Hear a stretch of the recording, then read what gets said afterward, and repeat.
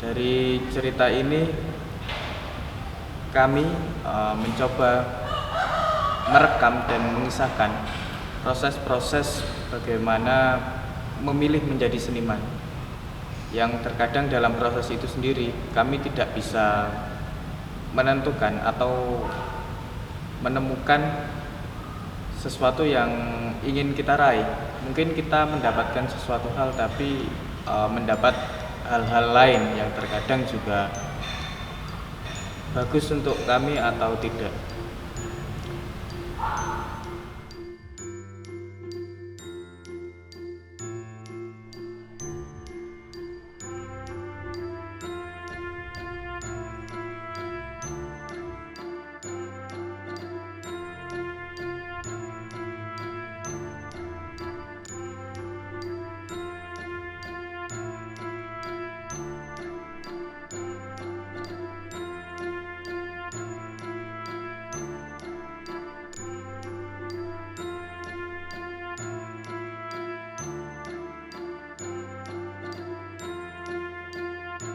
Rekreasi di gang kecil adalah sebuah proses penciptaan atau penggalian dari sebuah dongeng dari Andani Lumut yang coba diresapi lagi bagaimana korelasinya dengan kehidupan di masa sekarang.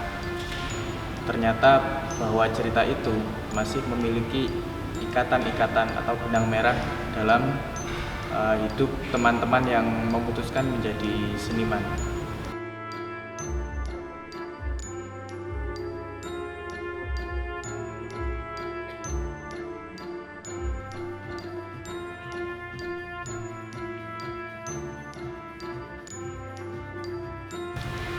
Kita mengambil dari sudut pandang Kelenteng Kuning.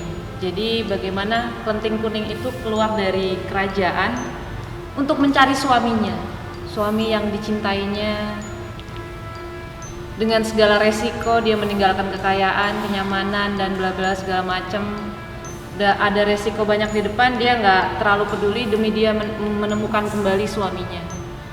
Ini kemudian kita angkat seperti dalam kisah kita, seperti kita mencoba keluar dari kenyamanan atau mencoba melawan demi mencari sesuatu yang kita cintai.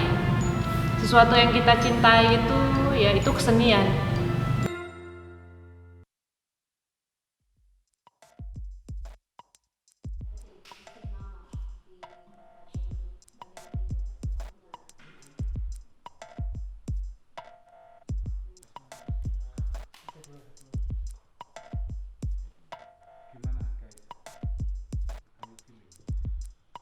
Terus kalau teman-teman udah grogi di situ, pasti ke belakangnya Arya.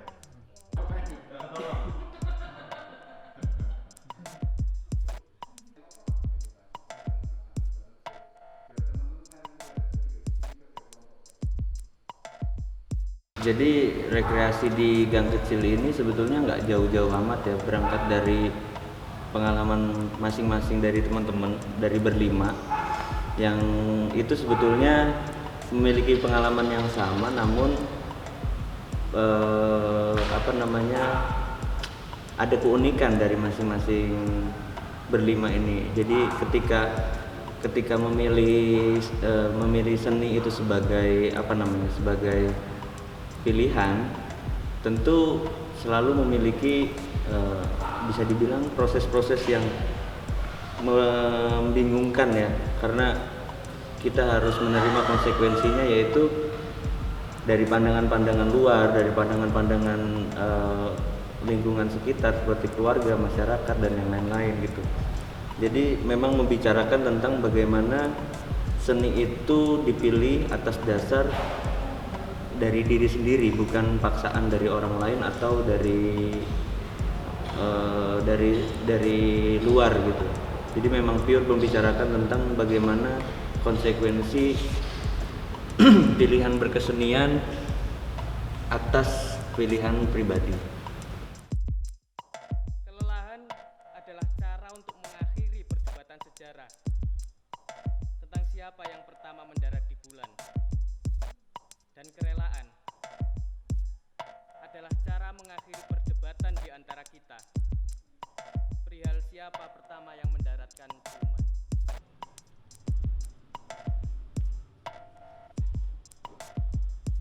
Ya sudah, kami juga tidak tahu bagaimana masa depan.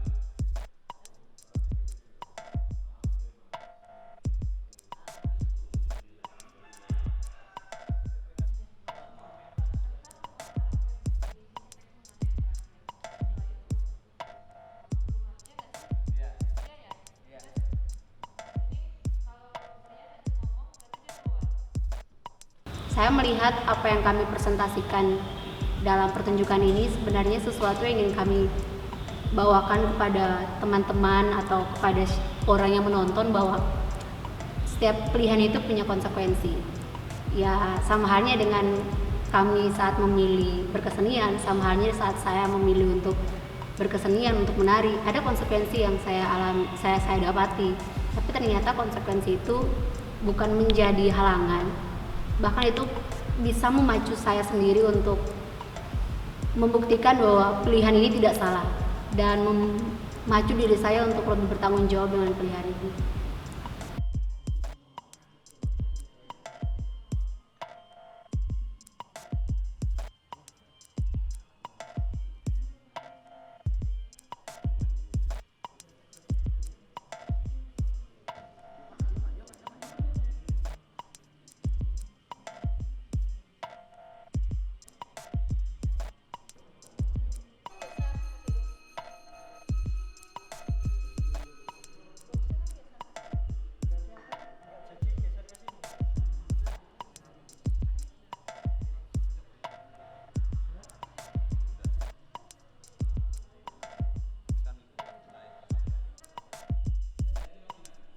Di situ ada beberapa kesamaan dan ada tidaknya.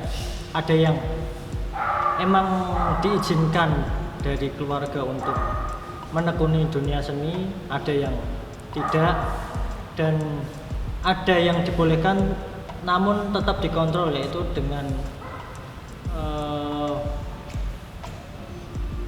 ambil kuliah jangan yang murni, yang pendidikan aja biar jadi guru. Nah, kayak gitu juga.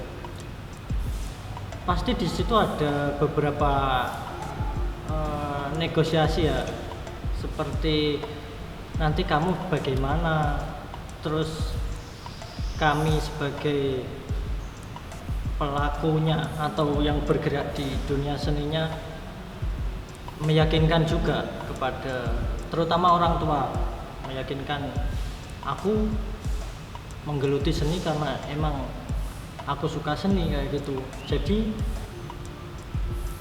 ketika orang tua sudah mulai memahami pun ada suatu tanggung jawab bagi kami yang menjalankan apa yang kami suka, yaitu tentang kesenian itu.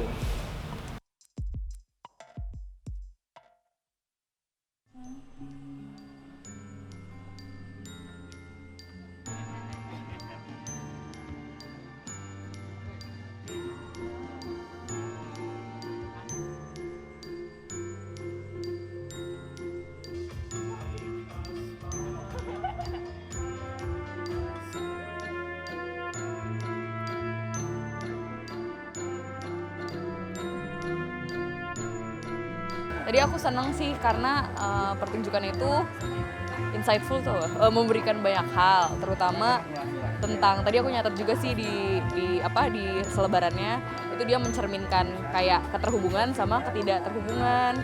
Soalnya mereka sebenarnya sama-sama berpikir dan mengalami hal yang sama, namun mereka meredam itu dan mencoba untuk bikin kesenian, karena kan tadi latarnya juga di belakang panggung kan gitu.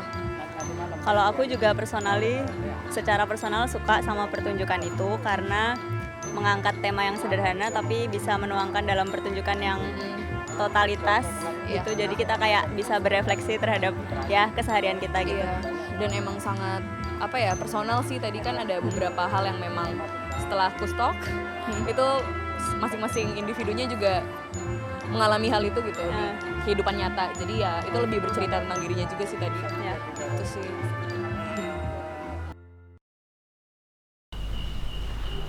Dulu saya biasanya cuma makan nasi kucing. Hari ini nasi kucing, besok nasi kucing, besoknya lagi kucing lewat mau tak makan. Makanya jangan boros. Uang dipakai untuk hal penting, jangan hobi terus. Uang lumayan mudah didapat, lumayan cepat amblas juga. Stres. Aku masih ingat kata-kata mama hari itu. Kata-kata yang begitu menyakiti hatiku. Udah, kamu berhenti aja jadi penari. Lihat tuh di TV-TV, banyak perempuan yang menari, tapi pakai baju yang belum selesai dijahit. Tutup dada, paha terbuka. Tutup paha, dada terbuka. Emang kamu mau jadi seperti itu? Mau jadi perempuan gak benar seperti itu? Kamu kerjanya apaan sih? Pameran terus. Udah pernah laku karyamu? Bener juga tuh omongan orang tua. Kayaknya PNS lebih enak deh. Kenyataan bahwa menemukan uang dalam berkarya itu sulit. Emang gak bisa dipungkiri.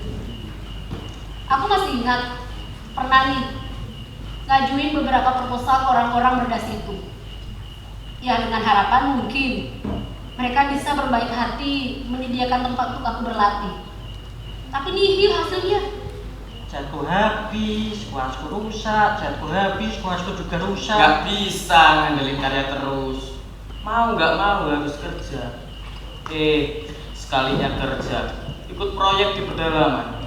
Uang lumayan, tapi hiburan cuma makan sama karaoke. Ini dibeli pakai duit. Ini juga. Duit gak dibawa mati. Bro, lukisin dong, gratis ya. Kita kan teman. Hah?